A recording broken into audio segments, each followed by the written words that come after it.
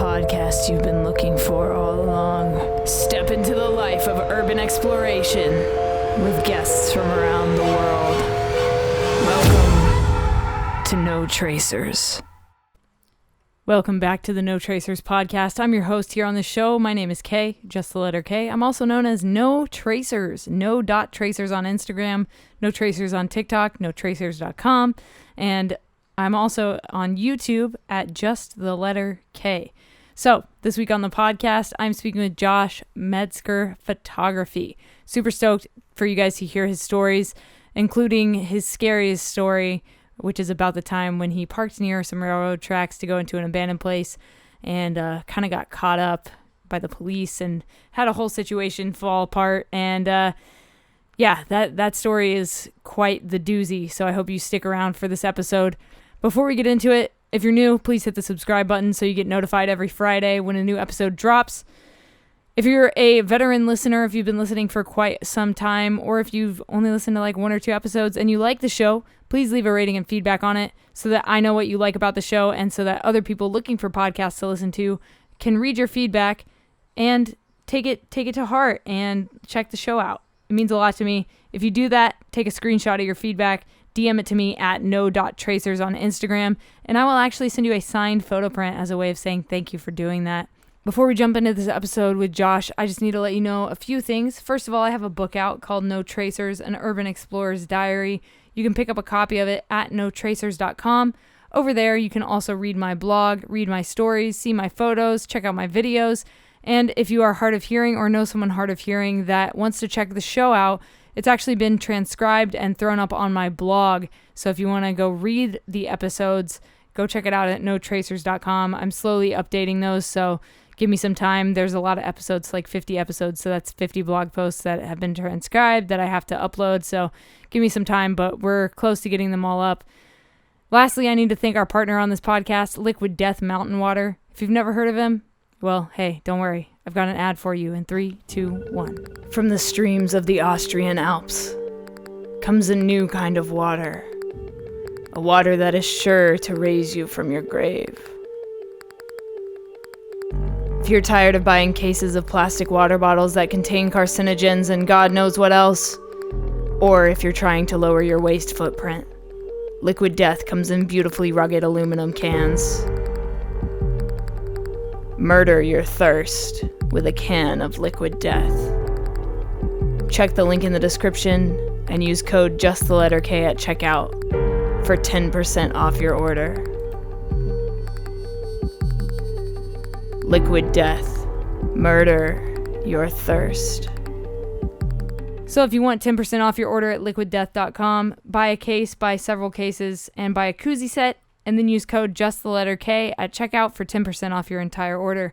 Thank you guys for checking out this podcast. Without further ado, Josh, please introduce yourself and how long you've been exploring to the No Tracers audience. Okay, so my name is Josh. It's just my name on Instagram, JoshMedskerPhotography, and I've been exploring for about a year. Nice. So what got you into exploring in the first place? What made you catch this bug? So I say I've explored for about a year, but really when I was younger, my grandparents lived like out in the middle of nowhere out in the country.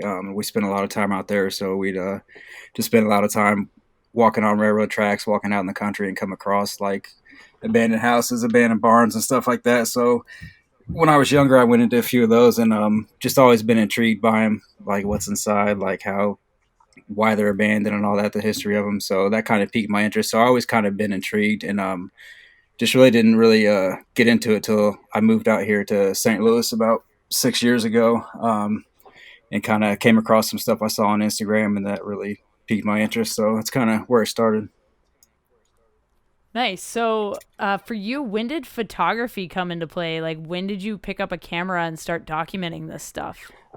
Pretty much right away for me, because I've been doing photography before I started exploring. I used to shoot a lot of music videos back in the day, and kind of dabbled in photography here and there, and got more serious about doing photos and stuff a couple of years ago. So I'd already had a camera and already been taking pictures and all that. So pretty much right away, I knew I wanted to document the places I was going to.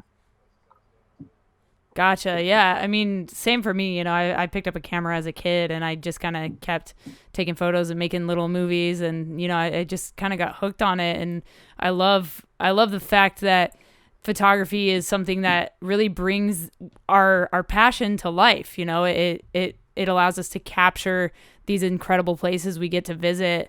So, can we talk about gear for a second? Like, what kind of gear do you use? What's your camera? And as far as like exploring gear for, up and coming explorers, what are some gear items you would recommend? And this could be like the bag you use, the pair of shoes you wear on your feet, a light, tripod, anything like that. Right. So I shoot with the Sony A7 II. I have the A7 III as well, but I usually use that more for like portraits and for more serious work. I got the A7 II just to take with me to bando. So if it gets dinged up or whatever, it doesn't matter. But so I shoot with that, and then my main lens is the 16 to 35 Sony, the f4. That's pretty much all I take with me. I think I got a 50 mil I usually throw in my bag just because it's light, just in case.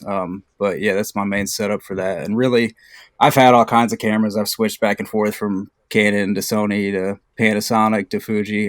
But pretty much anything they're making now, you can get decent pics with if you know what you're doing. As far as bags go, I have the Brevity Jumper. I saw, you may have seen ads for it. They run ads all the time on YouTube and Amazon and stuff, but it's kind of pricey, but I like it a lot because it's got the bottom half of the bag has like a main compartment for your camera and lenses and all that, and then the top half is just like a regular backpack, so you got room to throw whatever in there, extra socks or snacks or water bottles or whatever. So I like that bag a lot. A good tripod. I hate using tripods. I know a lot of people can't shoot without them, but I hate carrying them and having to set them up. I usually like to shoot pretty fast and on the run, but having a good tripod, like there's some situations where you can't pull the shot off without one if it's super dark or whatever. So having a decent tripod with a good ball head on it is good to have. I had a cheap one for a little bit that I tried to take out just because it was super light and trying to cut the weight down, but it was such a pain to fiddle with and get set up, and then it would slip and move, and it's better just to invest in a decent one. So having that's good. A decent pair of shoes. I got a pair of boots now I wear that are waterproof because I've been in so many places that have a couple inches of water or a room's flooded or something, and having wet feet is the worst. So having some waterproof boots is can never go wrong with that. Having a decent flashlight. Yeah. Nice. Definitely. Like, I love talking gear because everybody has their own little, like, critiques of items and their own like, collection of things that they bring into places. And like what you mentioned about tripods, like some people love them and rely on them, and other people like yourself, like you could care less about a tripod unless you like absolutely need it. So can we talk a little bit about the mentality of an urban explorer? Like, why do you do this? For me, I don't, it's kind of like just getting to see stuff that most of the world won't ever see or won't get to see. Cause you never know what you're walking into, and most people don't go into these places. So it's kind of cool being one of the only people to see these things, and, just seeing the decay and how they got that way. And it's just intriguing to me. And I love the shots you can get, some of the stuff you see in the abandoned buildings you can't see anywhere else. So yeah, it's kind of the mystery of it and being able to see things that most people never get to. Absolutely. And then do you have any urban exploration injury stories? Not really. Nothing major. A few cuts here and there, like normal stuff. I almost got a nail through the foot a couple of weekends ago, but luckily it was a shorter one, and it was just it didn't break the skin. But yeah, no, nothing too crazy. I usually try to be pretty careful. My foot did go through a floor the other day, but I didn't get hurt or anything. So yeah, I usually try to watch where I'm going, and I'm usually pretty careful with what I'm doing when I explore. So nothing big yet. Hopefully there won't be anything.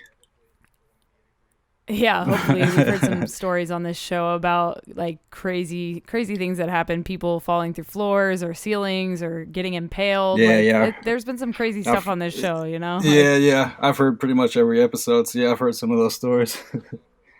Yeah, you know it. You Yep. know it. And then what's the longest amount of time you've spent in a bando? I would say probably 6 or 7 hours. We went to one place that it's out. It's about an hour from St. Louis, but it's out in the middle of nowhere, kind of. To get, they got the road blocked off, so it's like a mile and a half walk just to get back to where the buildings start. And then there's like 6, 7, 8 buildings out there, just all kind of spread apart. So it was a lot of ground to cover. We started, I think, at like 6 in the morning, and we got back at our car at like 1:30 or so. So that was the probably the longest amount of time. That or the hospital. There's a big hospital not too far from here that we spent some hours in as well. But yeah, probably that one that's out in the woods. Just the amount of time we spent walking just to even get back to them, and then going through each building. It was a whole day's worth. Damn. Yeah, I recently did my first like overnight at a Oh, place, okay. and it was interesting because we like had permission to be there. I was filming content for a paranormal investigator of all things, and I flew out to the middle of the country, and we drove like 2 hours into the middle, literally the middle of nowhere, to this old asylum that had like a caretaker, and they were like, "Yep, you guys can spend the whole night in there. Oh, that's Like, cool. do whatever you need to do." It was sick. It was like my first time, like, or not my first time getting permission, but one of the few times I've actually like gotten permission to go in. And then can you tell me about your scariest exploration? Yeah. So scariest. As far as like spooky, scary, I haven't really had nothing major. Like the wind blowing and a door shut or something and make you jump, or an animal run out and scare you. But as far as like almost getting caught, um, me and my buddy were at a school, and I knew when we were parking, I I swear the cars would always get you caught, but I knew when we were parking, I was like, we ended up parking kind of by the railroad tracks, kind of close to them, and I kind of felt like I had a bad feeling about it, but we went ahead and parked anyway because it was closer. So we parked the car, walked across the tracks. We were exploring this old school, and then we had made it through pretty much the whole school. There was 2 buildings. We had just gotten in the second building, and I got a phone call from my wife, and immediately I knew something was wrong because she never calls me like when I'm out. She knows I'm out, and so I immediately knew something was wrong. So she called me and said, "Hey, there's an officer at the door here who said your car was parked on the railroad tracks."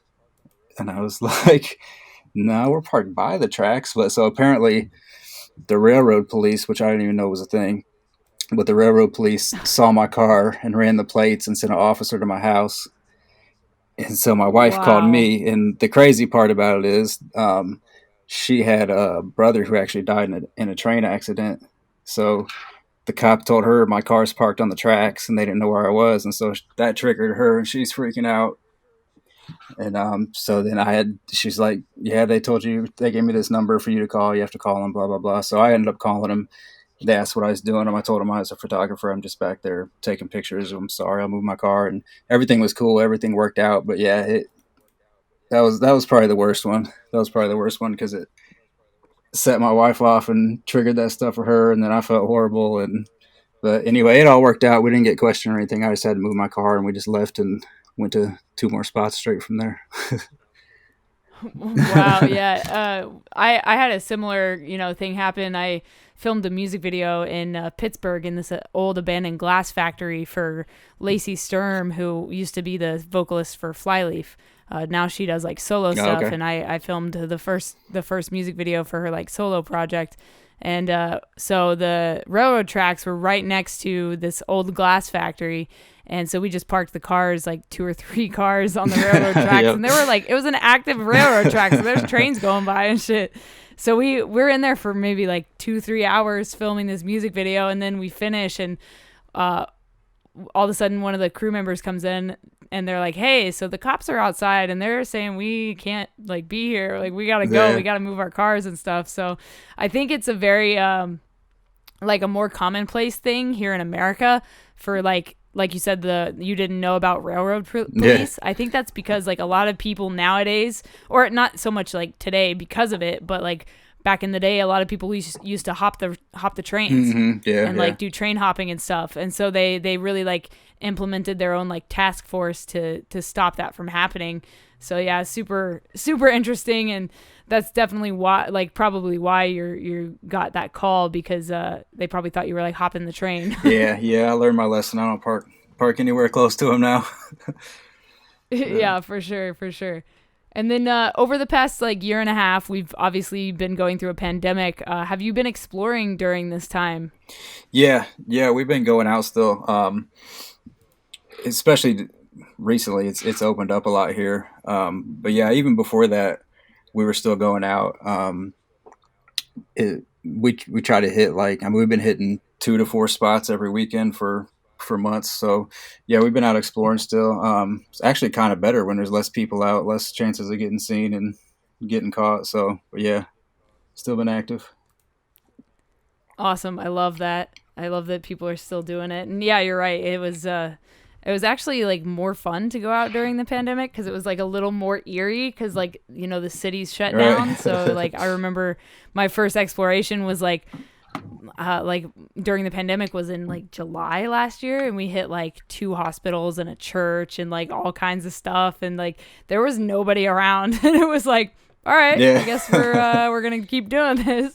So I ended up going to like Colorado, explored like 8 places in Oh, that's Colorado. cool. Like it's been crazy. But for you, like we do a lot of like research when we go to these places, either before or after. Do you have a favorite history of a place that you've been? I don't know about a specific place, but probably the schools out here in St. Louis.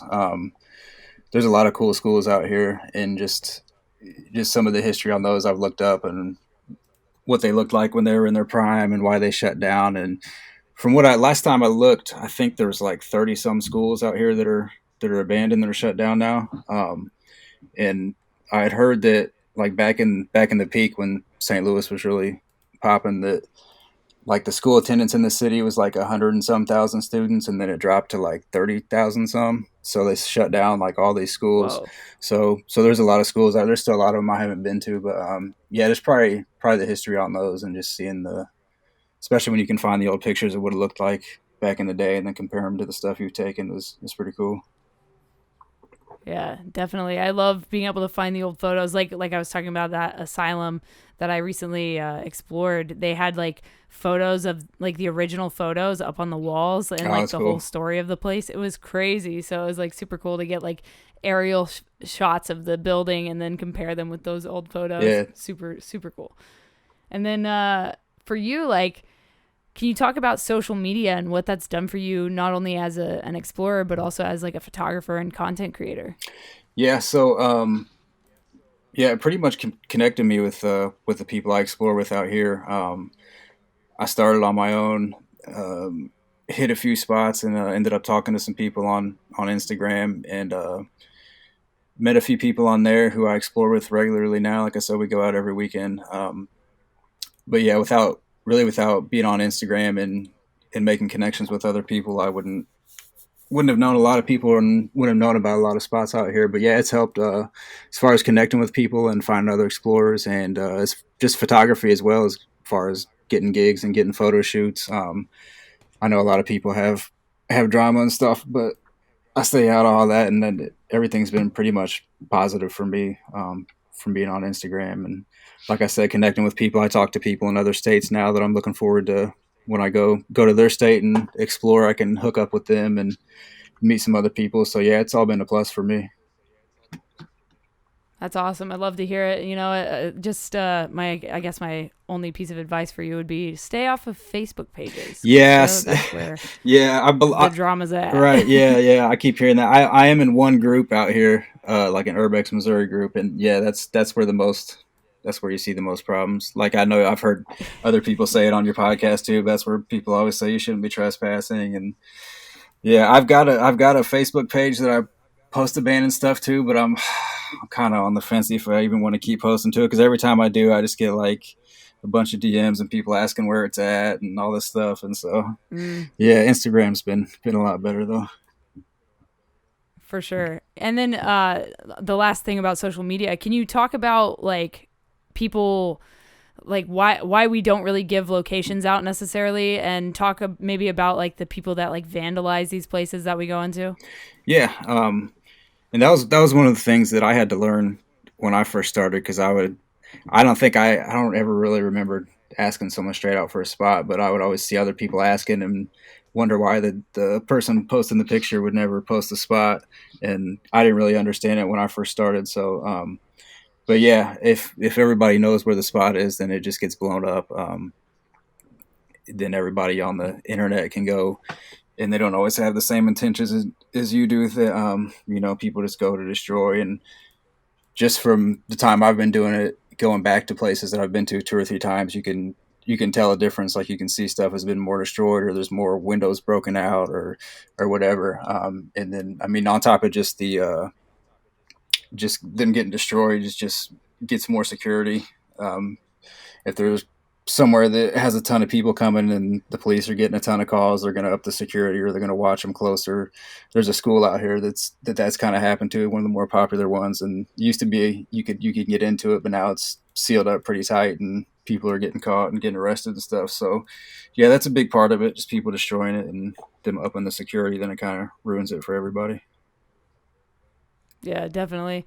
And then do you have any bucket list items, any like goal places that you want to go to that you haven't been to yet?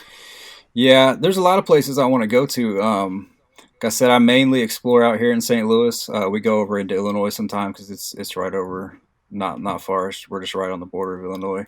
But there's so much stuff here to hit. I haven't even got through all of it yet. But yeah, there's a lot of places. I mean, the obvious ones like Chernobyl. I definitely want to go to Louisiana and hit Six Flags. That's a big one.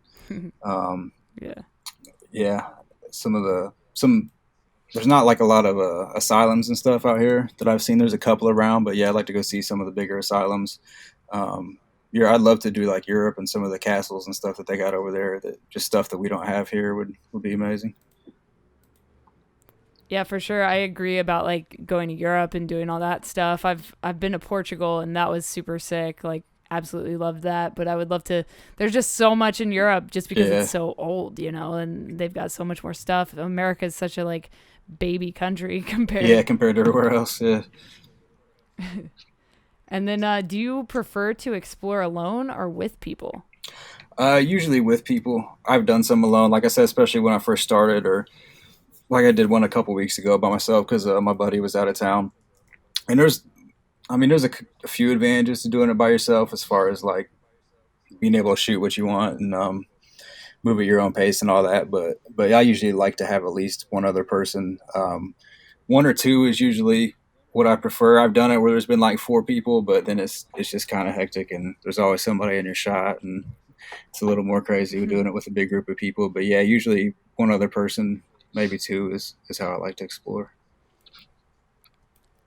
Nice. And then so I love this question so much. If you could live in one place that you've explored for 1 week, which abandoned place would it be?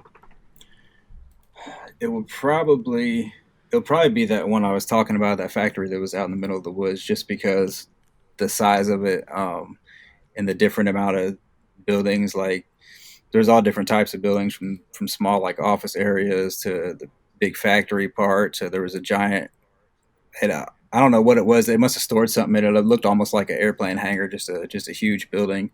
So it would probably be out there, just because of the amount of space and the amount of different buildings. I could spend a day in each building and really get to look at everything. Nice. Yeah, I love those bigger locations that are just seem endless. I remember exploring this abandoned, I think it was a General Motors factory Hmm. out in Georgia, and it was so big. It was like 5 floors, factory floor, like offices, everything. It was crazy. And I love those big locations. And I mean, up in Washington there's this nuclear power plant, and they have one and a half cooling towers. It wasn't ever like fully constructed, but this band I knew rented it out to film some music videos, Yeah, that's cool. and they were like, "Hey, we know that you like exploring abandoned places. Do you want to come out and like film behind the scenes for us, and then just explore for 2 days?" And I Oh was yeah. obviously said, "Hell yeah!" So Yeah. flew out there, and it was like 600,000 square feet, like underground tunnels, just completely endless. It was amazing. And my favorite thing about it was like the caretaker told me like, hey, if there's ever a zombie apocalypse, you're welcome to stay here. Like, that's cool that they that's cool that they let them rent it out and use it and stuff though. Yeah, it was rad. So you can like book tours there, and you can like climb the cooling tower and go all the way to the top. Let's check that out. Dude, it's nuts. Yeah, it's nuts. I'll send you a link to it. It's pretty cool. It's called the Satsop nuclear power plant. Okay. And it's like, I don't mind saying it because it's so well known out there, but it's like 2 hours outside of Seattle, but super worth the drive if you can like book a trip there. And then my last question for you is, what is something you know now that you wish you knew when you started? Probably for me, would just to be enjoy the moment and take it all in. I know when I first started, I mean, when you first go, especially when you're by yourself, like I was, you're kind of nervous and on edge, and you don't want to get caught. And so I'm just kind of in there, quick, trying to get my shots, not really seeing everything, you know what I mean? Not seeing like all the small details, and I would miss a lot of stuff.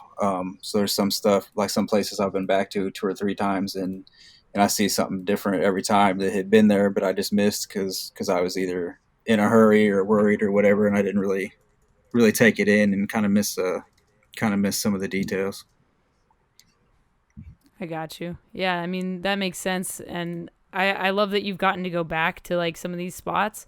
I think more people should go back to their previous spots and like try to shoot them again, because like we were talking about earlier, a lot of these places change. Mm-hmm. Yeah. You know, just either with decay or new graffiti or, you know, other factors that come into play with like abandoned places. So I admire that you go back to these places multiple times. I think that's super cool. And there's some places here in California that I wish I could go back to again, but they're just like so sketchy now because of things like heightened security and like a police presence now. And I'm just like, I don't know if I want to risk that. You know, I'm like, not about that life. Yeah, there's a couple I've gone back to and did portrait sessions with people in. So that's been cool. Mm-hmm. That's been cool too. But yeah. That's awesome. I love that. So if people want to keep following your journey or see your photography or maybe buy a photo print, drop your social media and your darkroom account. Yep. So on Instagram, it's just my name, Josh Medsker, Medsker photography. And then the darkroom should be the same. I'm working on a website right now. It's almost done. So that'll just be the same, my name, photography.com when it's done. But yeah. All right, guys, that was my episode with Josh Medsker Photography. If you want to check his stuff out, I've put his links down in the description for you. If you like the show, like I said at the beginning, please leave a rating and feedback, and I will send you a signed photo print. I'll talk to you guys next week with another one. Stay strong, keep enduring, go out, go explore something, and remember, leave no trace.